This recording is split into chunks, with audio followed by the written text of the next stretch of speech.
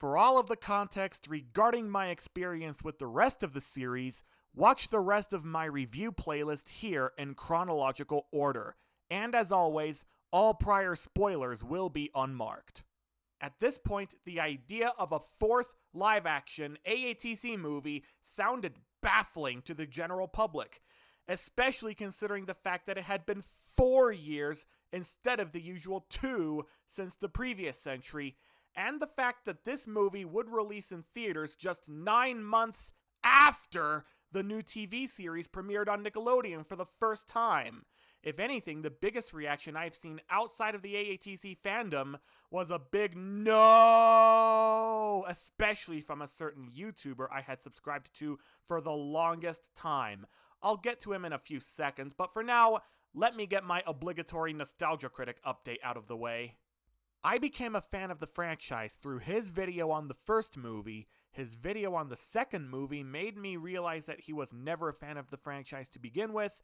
His video on the third movie was the last released NC video in general I ever saw before Change the Channel, and the fourth one, nope! That video was released on September 4th, 2019, a year and a half after Change the Channel solidified my commitment to never know of the guy ever again. Even in my Chipwrecked video, where I said it was very unlikely for me to bring up his respective video, I still brought it up. But this video, I definitely won't bring it up because I have not seen it, nor will I ever see it.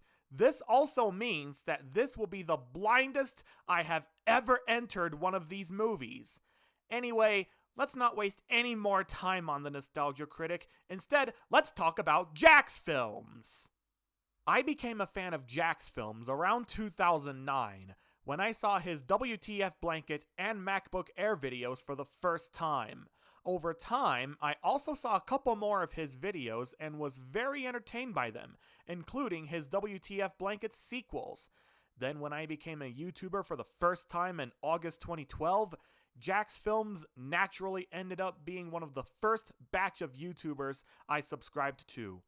That was when I discovered that the year prior, he started doing another little series I became a fan of called Your Grammar Sucks, where he makes fun of bad grammar by reading out offending comments in internet posts exactly as how they were typed. I really loved this format, and when he started to take requests for sending in posts to feature on the series, I started a Twitter account just for sending them in. But for 7 years, none of my requests have made it onto the series, until October 2019, when one of the submissions I sent in using his proper instructions for the first time finally made it. Amy, you are ugly.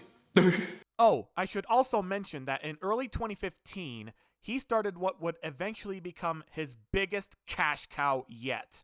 Yai. Yesterday I asked you.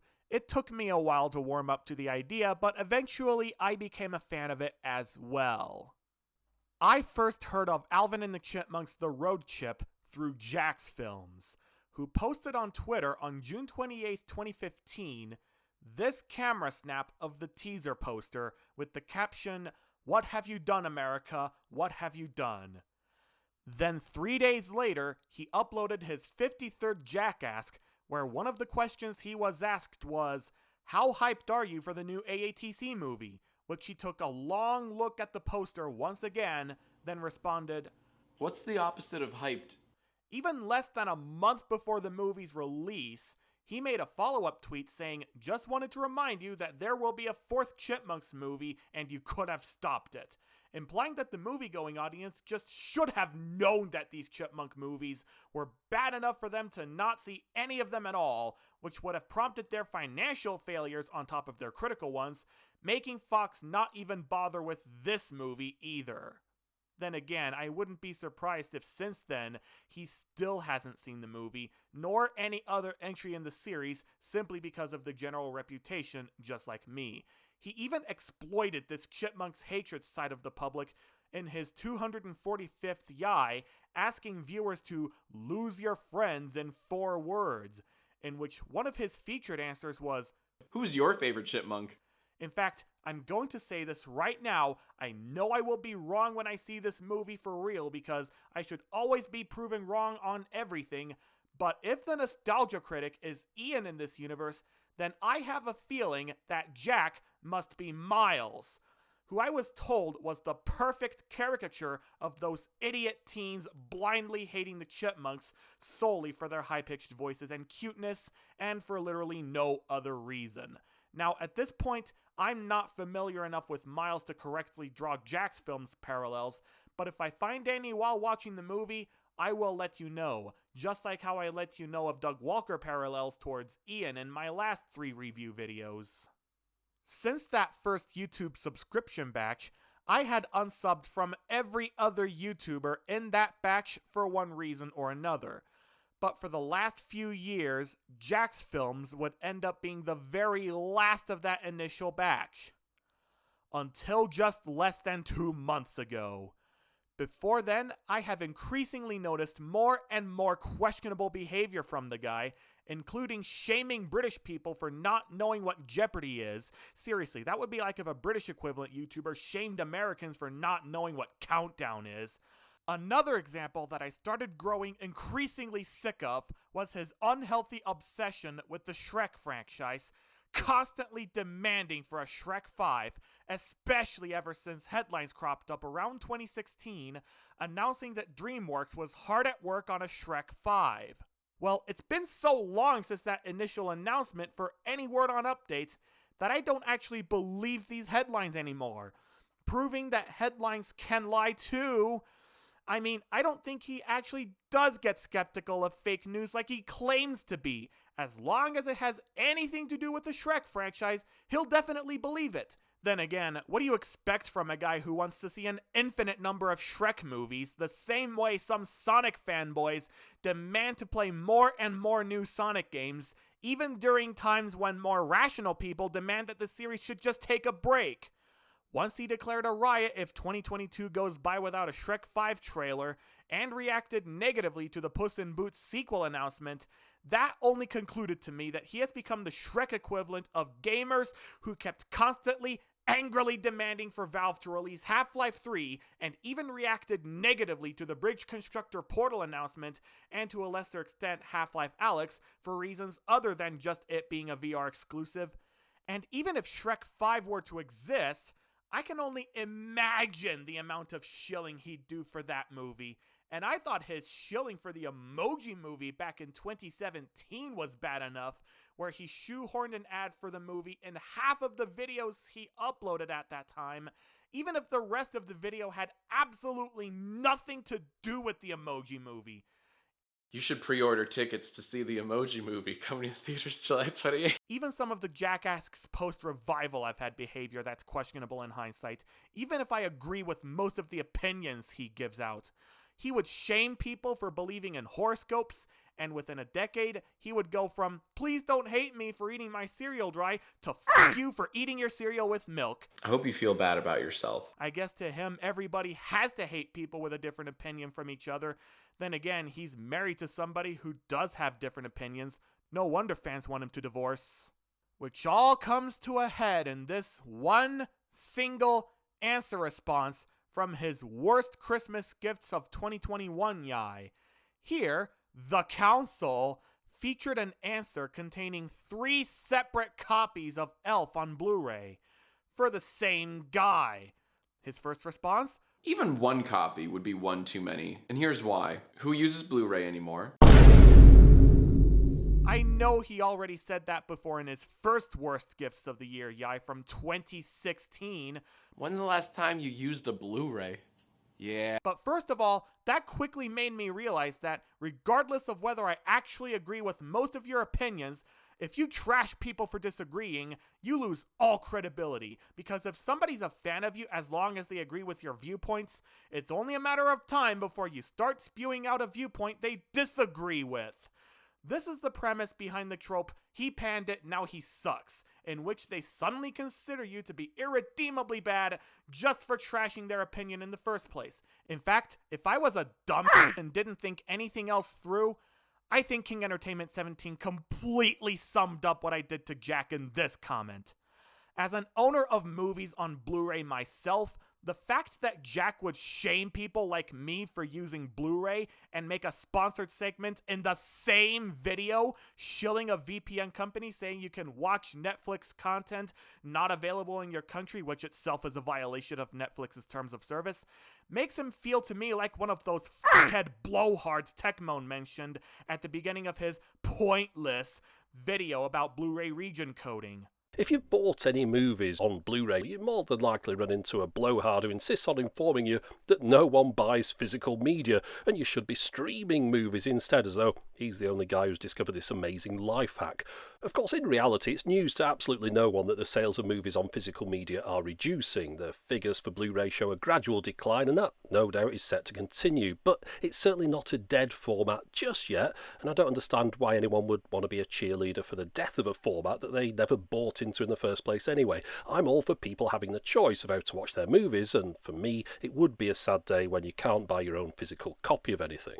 Now, I am familiar enough with buying movies strictly on digital, as I have been doing so for the past couple of years, so I do have some experience there, but there are lots of people, myself included, who get this sort of empty feeling whenever they watch movies on digital locker services, and especially stream them to their smart TVs, for example. There's just this cool yet unexplainable feeling of completeness about holding a physical copy of what you love in your physical space. That is ultimately my biggest reason for still wanting to invest in physical media for movies, but I initially didn't even want to say so because I recognize that that reasoning is just too niche for the general public to accept. Then again, other people are still overly gushing and nostalgic over VHS, a format even Hollywood stopped supporting all the way back in 2006. Well, in that case, if you still care for VHS, shame on you, Jack would probably say. And besides, in the case of Blu-ray, many current release Blu-rays may also add to your digital locker service library anyway with a bundled digital code, just like how Blu-ray combo packs were previously used to get DVD users to upgrade to a Blu-ray player, and in some cases, they still are. Bottom line, once I finish reviewing these movies, I'll be buying the AATC Films bundle on Blu-ray and not DVD or solely digital HD, for the same pivotal reason I'm giving up knowing of Jacksfilms for the rest of my life. When I first became a Chipmunks fan, I went in with the mentality that everyone knows that the movies were god-awful and nobody would have liked them at all. And considering the alleged laziness of them, I imagined what a fifth entry would be like, taking cues from the beginning of the NC's review video of the third animated Titanic knockoff, bringing Atlantis of all things into the mythos, with him predicting that the series would continue to keep devolving in that direction until finally there would be a gangster rap Titanic movie. Okay, I promise this time. No more Nostalgia Critic references. While others had more reasonable predictions as to what the fifth AATC movie would have been about, I took a more extreme, cynical approach. On April 1st, 2018, as an April Fool's joke, I uploaded a now private reaction video to a fake BuzzFeed news article I made up, posted on October 5th, 2017, announcing Alvin and the Chipmunks straight outta Chipton. Here is a brief summary of this fake article announcing this fake movie with clips from my reaction video in the background. If you want to take the time to read the full article, you can pause at any designated point and read on. The director of this fake project would be a fictional person I made up called Mark Brandt, and this would be the first movie he has ever worked on in any capacity. The screenwriter for Tom and Jerry, Willy Wonka and the Chocolate Factory would work on this one as well. Brandt's response to questions asking why an AATC crime film deserves to exist would be, kids need to learn more about gangster rap so that their musical knowledge can grow.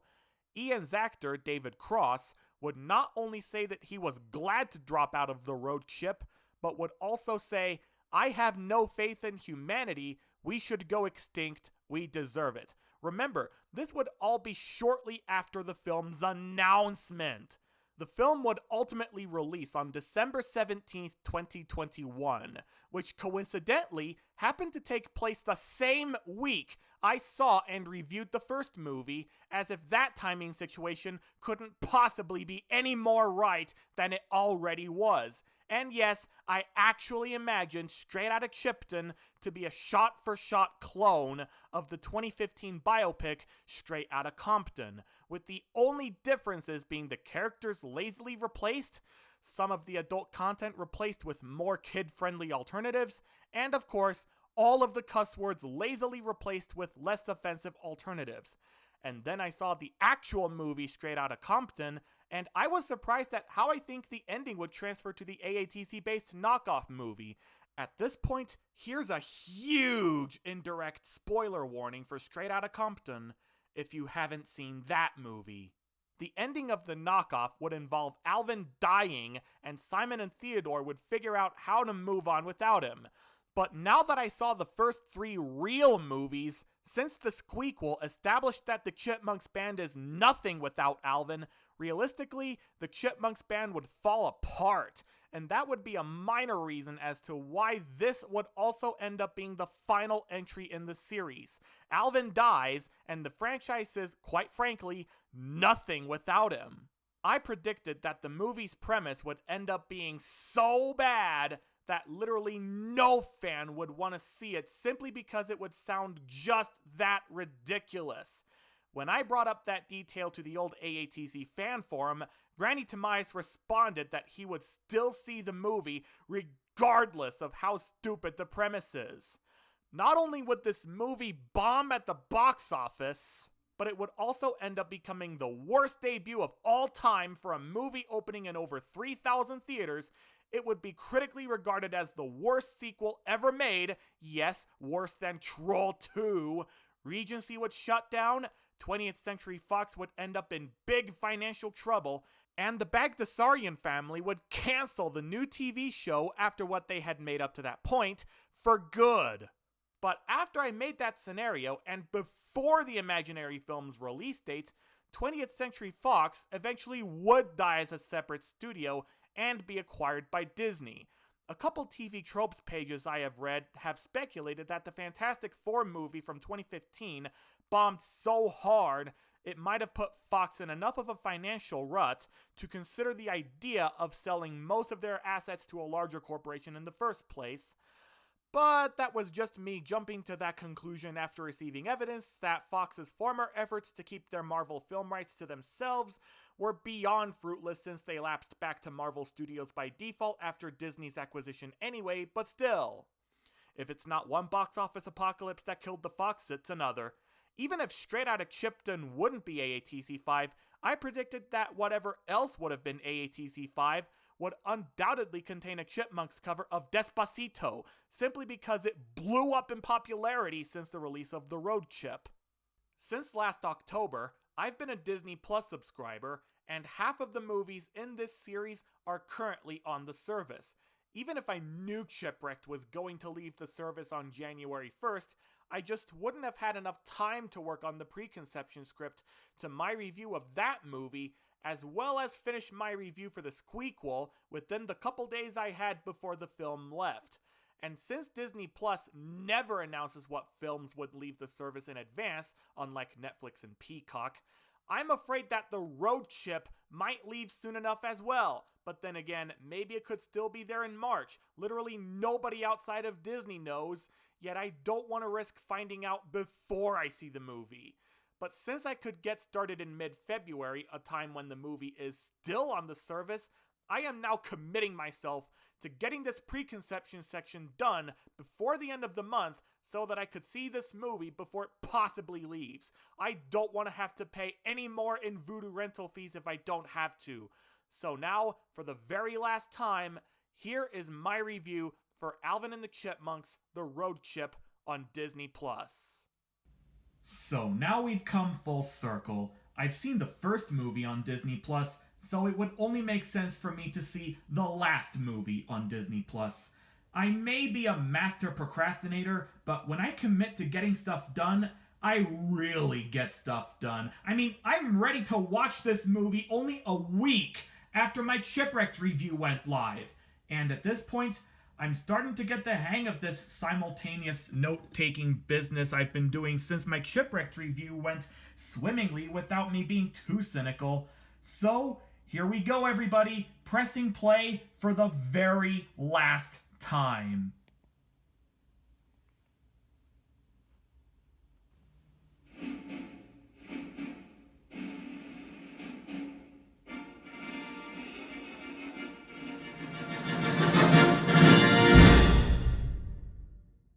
Now, before I get to spoilers, I have to say that the premise of this movie is that after the Chipmunks meet a woman who was hanging out with Dave for a few months, and also meet her bully son, they assume that Dave will propose to her, resulting in her moving in and the Chipmunks receiving a psychopath of a stepbrother, thus the big epic journey of them trying to stop Dave from proposing to her.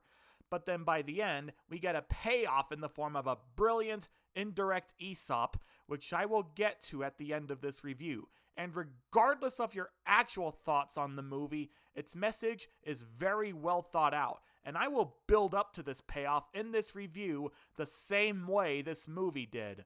Besides, this message might personally benefit me as well. So without any further ado, here's your spoiler warning for this final movie in the series. Shortly after stopping his surprise birthday party that Alvin definitely threw, Dave told the boys, "I thought you were old enough to take care of yourselves, but apparently are not mature enough," thus proving even further that every time Dave thinks he's gone through to the boys, especially Alvin, they definitely go back to being troublemakers again, which initially reinforced my personal fanfiction guidelines I pointed out in my Chipwrecked review regarding Dave never forgiving the boys ever again.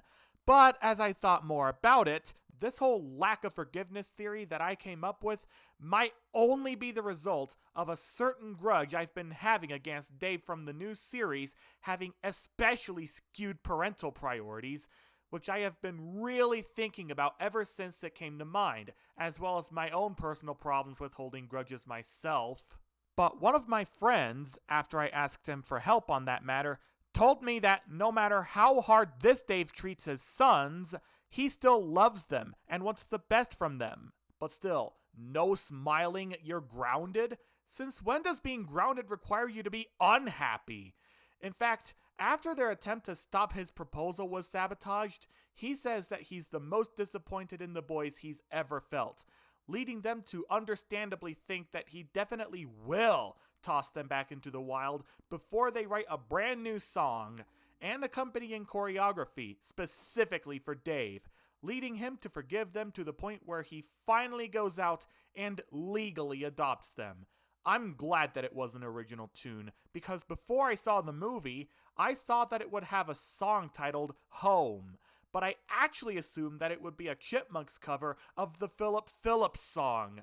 After all, that song was released after Chipwrecked premiered, and it was performed by an American Idol winner, which I'll get to Idol later on, and not something completely original. Because could you even imagine if Dave was given an apology gift from the boys in the form of a cover of a pre-existing song he may or may not have already heard of before? During a minute-long sequence after Simon struck a golf ball in frustration over his brothers losing their patience with said golf ball, when the ball was rolling through the course, I was expecting the very predictable hole-in-one trope to come in, until it was subverted at the last second by Miles, and that's how we're introduced to him as a jerkwad. He would only go downhill from there by treating our boys like literal toys, among other bullying techniques, going so far as to tell them, "I can't get you out of my life soon enough," when he agrees to go with them on their big journey to ultimately stop Dave from proposing to Samantha, Miles' own mother, and thus her moving in with them. He was looking forward to it. But as their journey goes on, he starts getting used to the boys, bonding with them to the point that when he finds out they were celebrating their ruining of Dave's proposal towards Samantha, he feels betrayed, thus making his original intentions to help stop this proposal moot. He went from being a bully treating them like toys to finally treating them with respect and love in only a few days, proving that you just have to spend some time with something instead of just blindly hating it. And then after Theodore saves him from getting hit by a car, they all agree to hand the ring back to Dave together to try and reverse this ruining of the proposal. I already guessed from the beginning that I would be proven wrong about Jacksfilms being Miles, but the pivotal reason why I assumed the two would be similar in the first place is simply because Miles appeared in this movie, but not the others, while Ian appeared in the others, but not this one. And to bring this back to real-life personality comparisons, I saw the NC reviews of the first 3 movies, but not this one, and I never saw Jack saying anything about any of the movies except this one. Part of the reason why I guessed I'd be wrong about these comparisons is because there's physically no way Jack could meet the Chipmunks in real life, since they obviously don't exist in real life, so there's no way to tell what he would have done to them. However, I still noticed a couple small parallels between Jack and Miles. First of all, Miles is a musician, just like Jack, but I only ever saw Miles on guitar, and even though Jack does play guitar at one point or another, he is obviously far more skilled at the piano. And also, Miles can speak Spanish. During early episodes of Your Grammar Sucks, Jack would occasionally do this thing called a Spanish break and read a grammatically atrocious Spanish comment. My guess is that Jack can understand Spanish grammar too. Oh, and just a small anecdote that came to mind as I was comparing the two. I basically brought up the first names of the 2 main characters from the 2004 dramedy Sideways, released by the art house division of the same studio. Now, I actually have seen that movie, but it's completely unrelated and is all about wine, so let's just stay away from that topic in this review video for this kid-friendly movie. Agent Suggs. He's a terrible air marshal. As the Chipmunks were messing up their flight to Miami, he made everyone assume that the plane was going to crash, when it was just going to make a safe emergency landing, just like airplanes usually do when they have rowdy enough passengers on board. He did say that he never had an incident in the 10 years he has spent as an air marshal, but this was the first time something goes wrong in his career. And it's especially rage-inducing to him because he also hates the Chipmunks with a burning passion ever since his girlfriend broke up with him over them. And he just keeps going after them even all the way to the very end. At least Miles spent enough time with them to bond with them and befriend them properly, but Suggs is just nasty in this regard. In fact, during the scene where the Chipmunks sleep in a tree for the first time since arriving at Dave's house near the beginning of the first movie, Miles mentioned that his dad left him at a very young age, which made me immediately guess that Suggs is actually Miles's father all along, and it was Samantha who broke up with him and wanted to be with someone else like Dave. But since there's no payoff of Suggs revealing that he was Miles's father, that may not be the case at all. Besides, if Samantha was the one who broke up with Suggs over the Chipmunks, I don't think she'd want to marry Dave either because he has those Chipmunks as his sons. I have a feeling that the filmmakers didn't even intend to add the Chipettes to this movie to begin with, but they feel obligated to do so anyway just because the Chipettes were in the previous 2 movies, and also just to have them co-perform with the Chipmunks in their big song number Home at the end. So they went around it by having them be American Idol guest judges who don't do much else. Also, who cared for American Idol in 2015? In fact, Fox would cancel the show by the end of the season this movie's theatrical release took place. Maybe America's Got Talent would have made more sense in terms of popularity, but then again, it airs on a competing network. I guess in universe they brought the Chipettes in a desperate attempt to boost the show's increasingly poor ratings. And one more thing I'd like to nitpick here. The editing during the song numbers is extremely obnoxious. I don't quite remember all of what they did, but I can tell that they used incredibly annoying editing gimmicks like unnecessary black flashes and especially distracting digital zooms, which was the most numerous during the Uptown Funk cover. At the end of the film's referencing quotes section of my Squeakquel review, I mentioned that I knew that Miles would exist in this movie when I recorded Alvin name-dropping him near the beginning of the old fan forums community story, Runaway Brother. Well, now I know why he did that.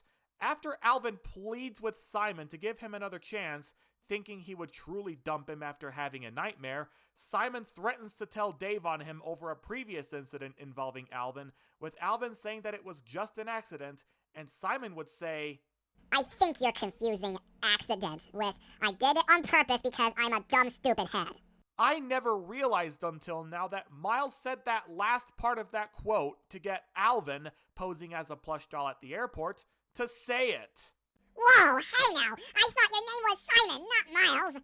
The whole plot of this movie kicks off when the Chipmunks find an engagement ring in Dave's shopping bag, and after their suspicions regarding Dave and Samantha, they soon assume that once Dave takes Samantha to Miami, he was going to use that ring to propose to her, which would lead to him marrying her, which, as I said before, would also lead to Miles moving in and becoming the Chipmunks' new personal servant.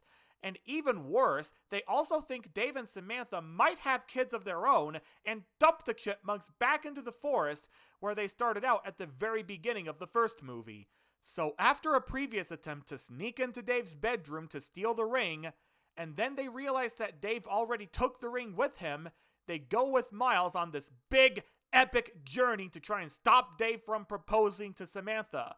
After all that, and right after they break their plans to Dave, we find out that everything, the whole subject of the movie, the whole reason why it's named the way it is all for nothing. It turns out that Dave wasn't going to propose to Samantha after all. That ring was meant for somebody else to propose to another girl, and even worse, she broke up with him when she found a breath mint in the ring's place after the Chipmunks stole the ring, making the situation far worse than if they had never went out on this big journey in the first place. So basically, the big end message of this movie is that you should never assume. Ever. I mean, like I said, ever since my friend concluded that the Dave from the new series had apparently skewed parental priorities, I was assuming that every Dave was like that when I saw the movies, but as I was thinking about separate franchise continuities and the memories of that aforementioned friend saying that he prefers this Dave over the other one, I concluded that I was wrong about that assumption and that this Dave genuinely cares for the boys, even as far back as the second half of the first movie. I assumed Jacksfilms would shame people for still using Blu-ray in 2022, but he never directly said, "Shame on you for still using Blu-ray," thus possibly justifying anyone's pleas to get me to resubscribe to the guy. After all, when I was arguing with Grandy Tamias last year over objectivity, as well as people about to miss the Easy Bake Oven because it used essential incandescent light bulbs, which are growing more and more obsolete, he said, "Who uses Easy Bake Ovens anymore?" which made me assume that he would shame nostalgic people for still using them, to which he immediately rebutted by saying he wasn't actually shaming anyone, but was just assuming that so few use them anymore. But then again, like I said in my preconceptions, some of the other stuff Jack said lately was very insulting, even if I agree with most of his opinions. That Blu-ray assumption just set everything off simply because I still use Blu-ray. The only difference was that since then, I was actually thinking. The closest opinion I can come up with for this movie overall right now would be just a big meh. But because of my personal experience with assumptions in the past, I hope I can see it more times just for the sake of getting me to stop assuming shit. Because as the Grand Autismo once said on a therapy Discord server I used to be a member of, assumption is the mother of all fuck-ups. Well, this is it. I did it. I finally saw all 4 Chipmunks movies. It was quite an enlightening experience as a 28-year-old Chipmunks fan of over 5.5 years, and I'm at least looking forward to taking some of what I took in mind when I make future fan content. So, until we meet again, Chipmunks fans.